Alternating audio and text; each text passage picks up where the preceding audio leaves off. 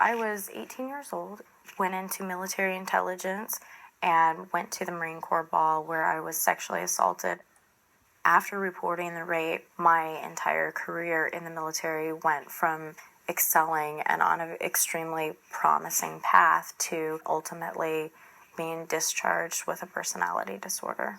The military has recently undertaken reforms to improve protections for those who report sexual assault or sexual harassment. The problem is nothing has been done for the thousands of service members in the past who were wrongfully discharged after they reported their sexual assault. Had I not come forward with any sort of sexual harassment, there would have been absolutely no investigation, so therefore I would have stayed in service. There would have been no discharge. It wouldn't have led to that. We spoke to over 160 sexual assault or sexual harassment survivors, many of whom received bad discharges and are still feeling the impact of those discharges even years after they left service. I had been sexually assaulted several times. I couldn't take it no more, and I knew the ship was getting ready to leave, so I went AWOL. I was not going to go out to sea with these men and deal with this every single day. As soon as the ship left, I turned myself in immediately. The ultimate end was my lawyer asked me, do you want to be in the military? I told him yes. Well, I still want to be in. He says, well, they won't transfer you. He goes, the other option is you're going to have to get out. I said, okay, what's this mean? He says, well, you're going to get an other than honorable discharge, and I would be off the ship. And I wouldn't be near these attackers no more. 85% of characterized discharges are honorable, so having a discharge other than honorable is a big red flag. The thing about military discharges is that they can have a terrible stigmatizing effect. A bad paper discharge can be the equivalent of a life sentence. This is my discharge paperwork, which they call a DD-214, even though it says that I served honorably. Having the personality disorder discharge, it's changed and impacted my life in more ways than I can probably even count. It's impacted job opportunities, and although I'm probably one of the lucky ones in the fact that I have an honorable discharge, right next to where it says honorable, it says personality disorder.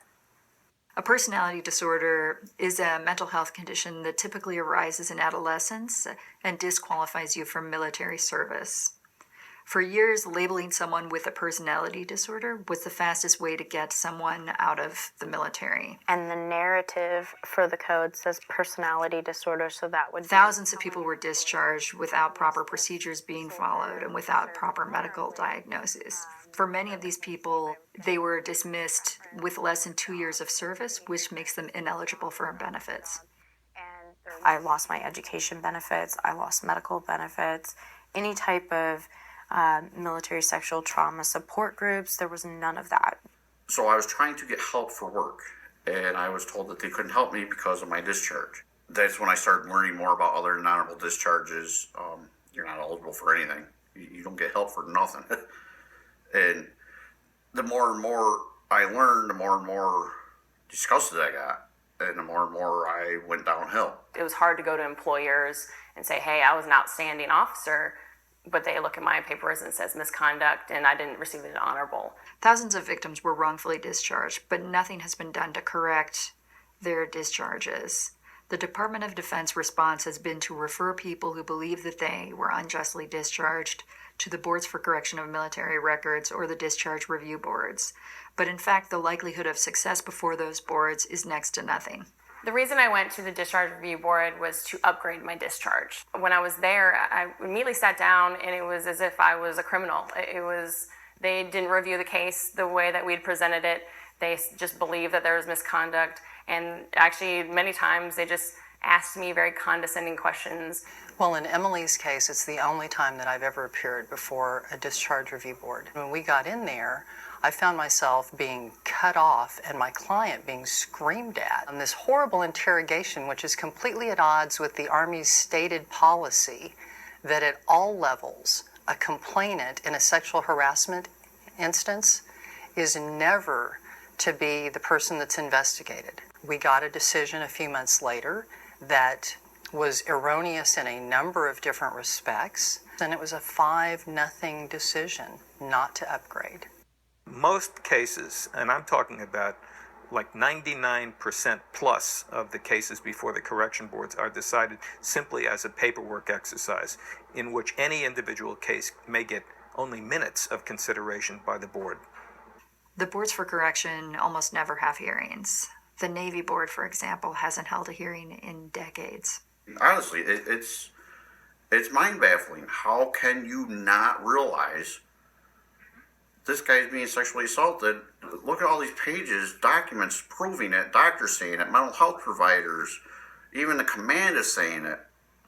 But yet you're going to not give him an upgrade so he can get benefits, so he can get correct help? Every one of us that has gone through being sexually assaulted and then dishonored and being discharged illegally, we were denied the due process. That is unacceptable, because there's other people that have the same discharge that are committing suicide, that turn to drugs and alcohol. And frankly, I'm at the point where it's like, I don't believe that they care about us until they start fixing this problem. Given that the stakes are so high for people with bad discharges, it's incredibly important that they have an opportunity to be heard and that the boards are a meaningful avenue of review for these cases.